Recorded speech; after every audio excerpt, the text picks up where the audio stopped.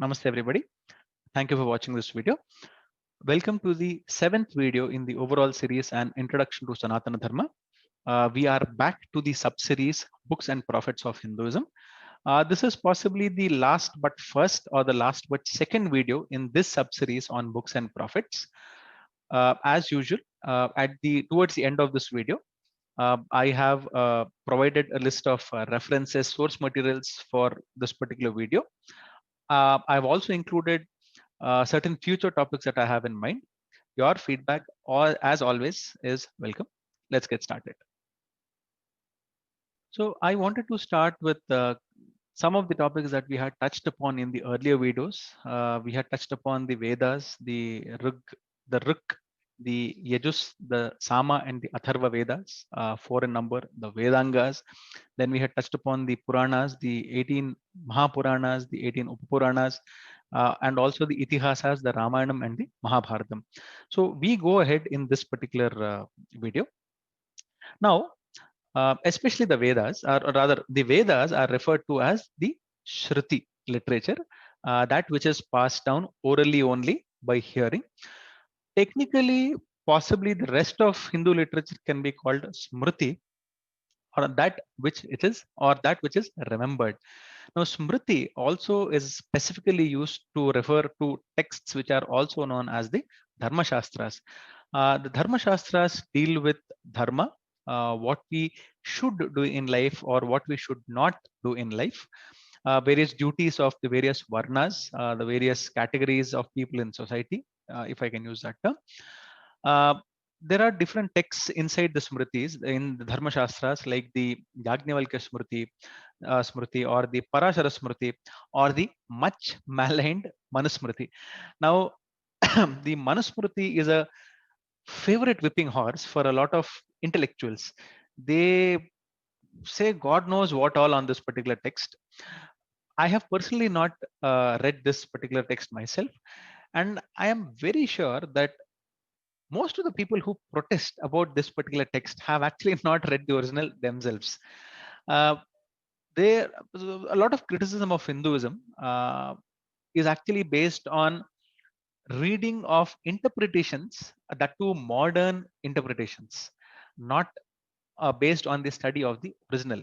That being said, Hinduism is not a very dogmatic religion. It is a very flexible faith. So there is a provision where if certain concepts of law or dharma are out of sync with the world at that point of time, certain concepts can be let go of. It is not necessary to follow everything as it was composed at the time of its origin. That way, Hinduism is a very flexible faith. So even the Manusmriti has a lot of even there are people who wish to kind of criticize the Manusmriti. I'm 100% sure that there is a huge amount of positivity that they can bring out of the text, they can get out of the text. So my only request for people like that is please read the text in the original.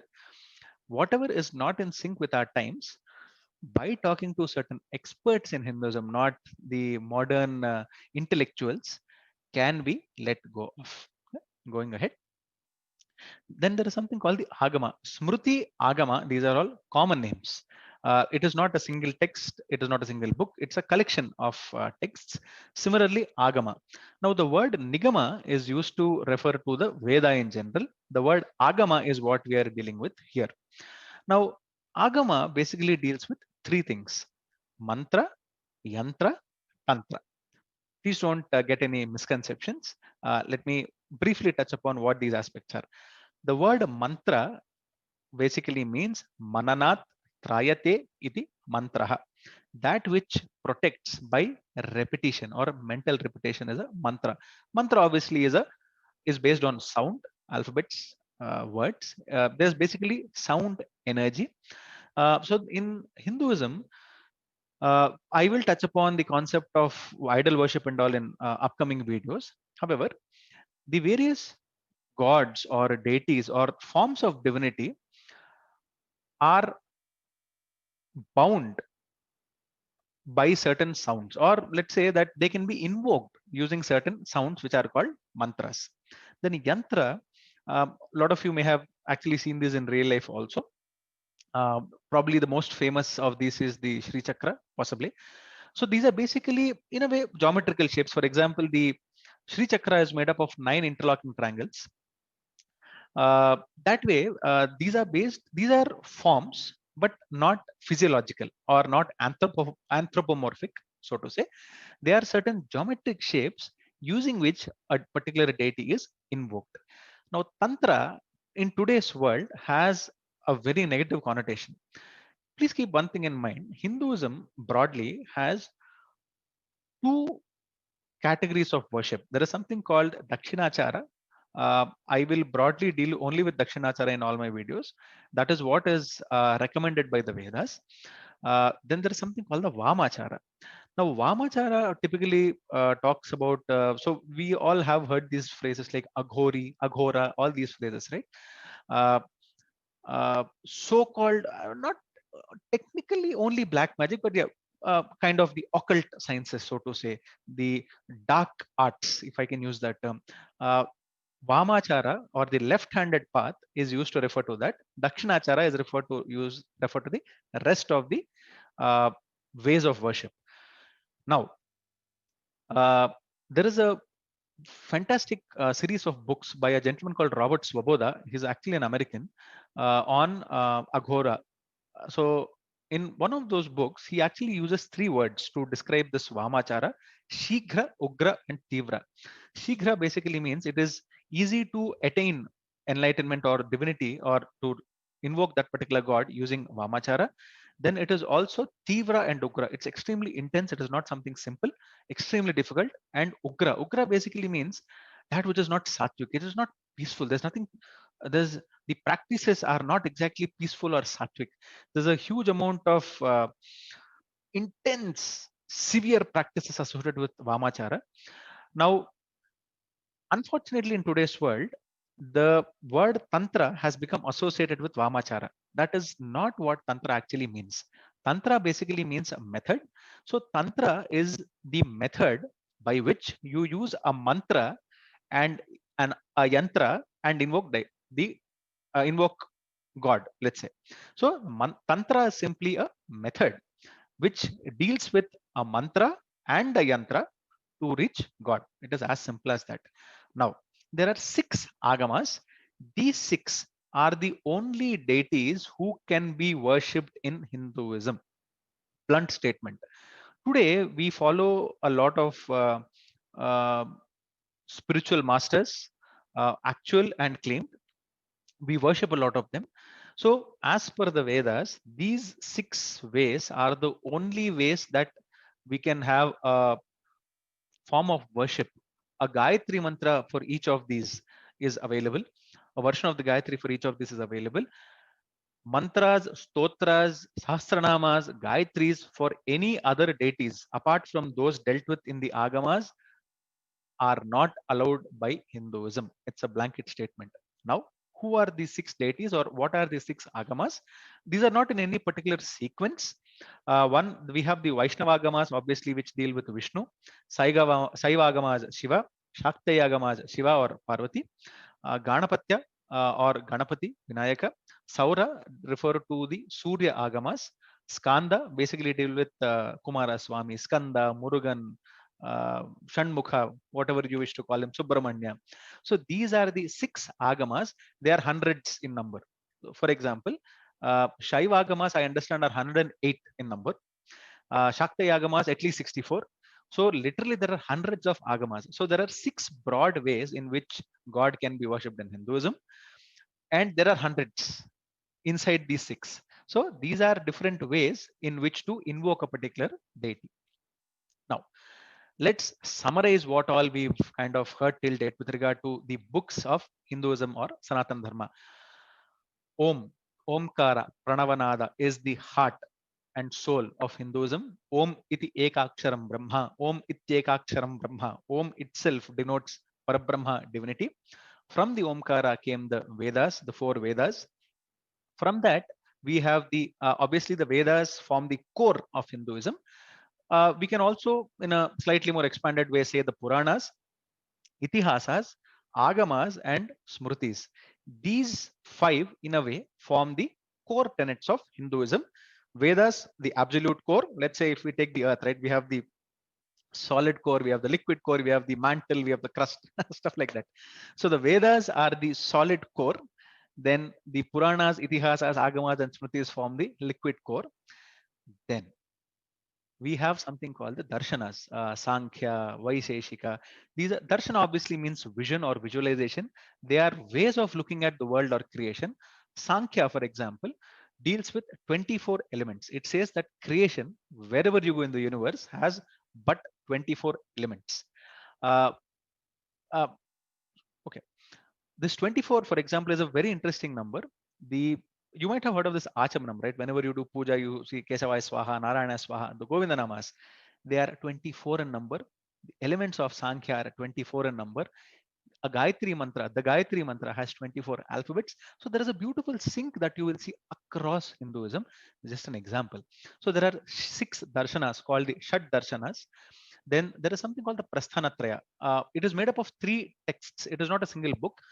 There is the Bhagavad Gita, obviously, which is part of the Mahabharata. Then there are the Upanishads, and there is something called the Brahma Sutra or the Brahma Sutras. They are simple. They look like simple sentences. They are not. All three deal with, you can say, Advaiti concepts. Parabrahma. They don't necessarily deal about idol worship or tantras, yantras, and all. They are about talking about the supreme divinity. So these 3 texts are combinedly referred to as the Prasthanatraya. Then there is a Yoga Shastra. Today, a lot of people associate yoga with asanas.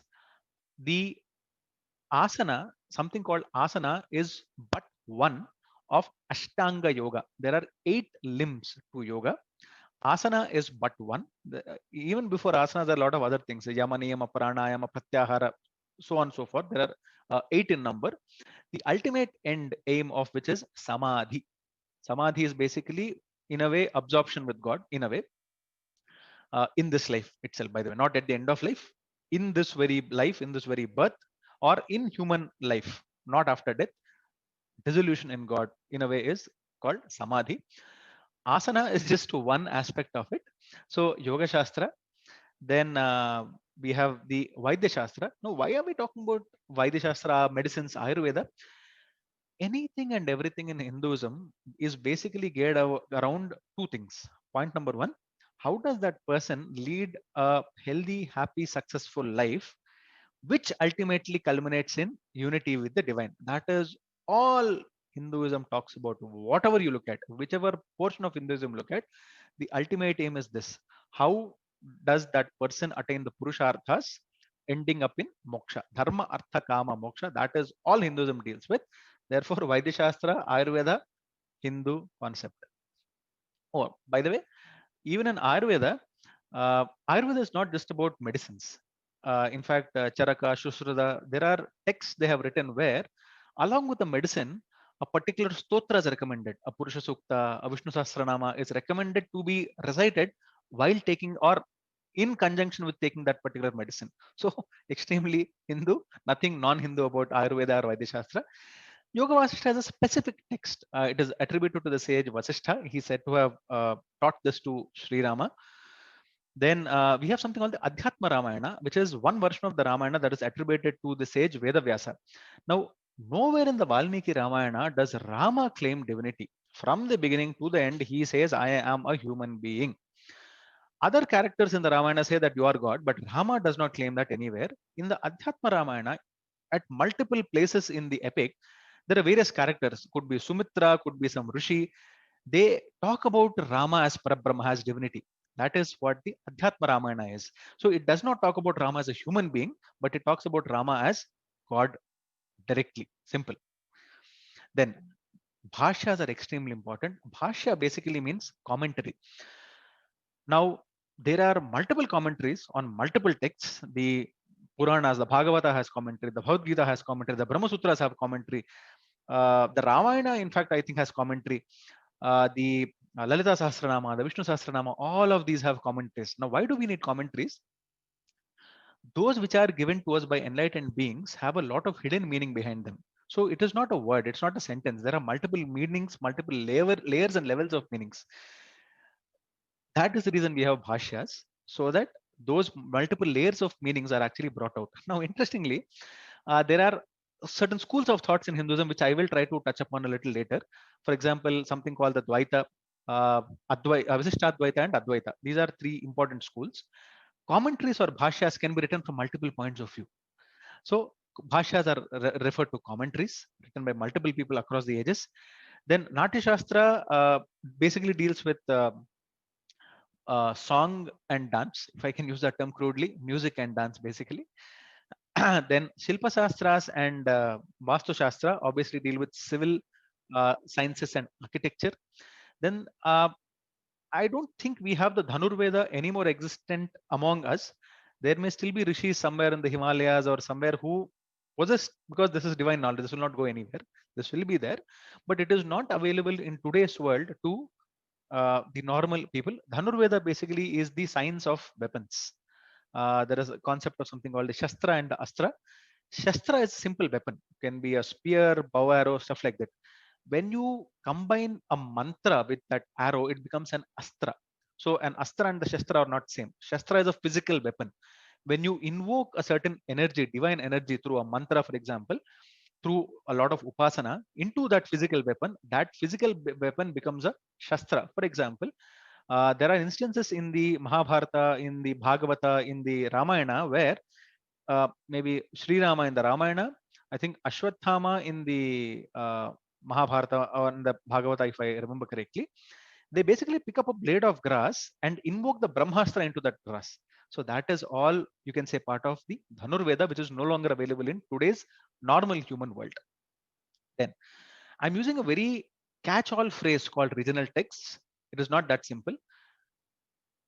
Today, Tamil Nadu unfortunately has a lot of anti-Hindu thought in terms of politics, in terms of evangelists and stuff like that. However, Tamil Nadu is extremely core. The kind of thought that is present in Tamil Nadu, just for example, around Hinduism is intense. There is something called the Tamil Saiva Siddhanta.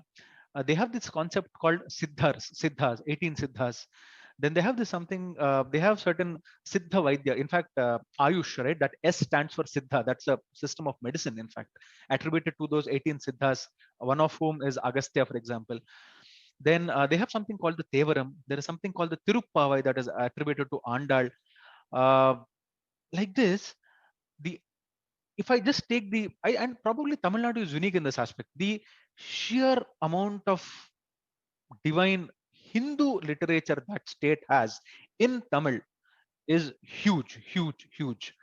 That way, there are a lot of regional. So, a lot of this is, you can say, original, based on the concepts of Hindu, but is again original. Then there are a lot of translations, commentaries. There is something called the Andhra Mahabhagavatamu, written by a gentleman called Potana a couple of 100 years back. So, a lot of these regional texts, these are all part of Hinduism.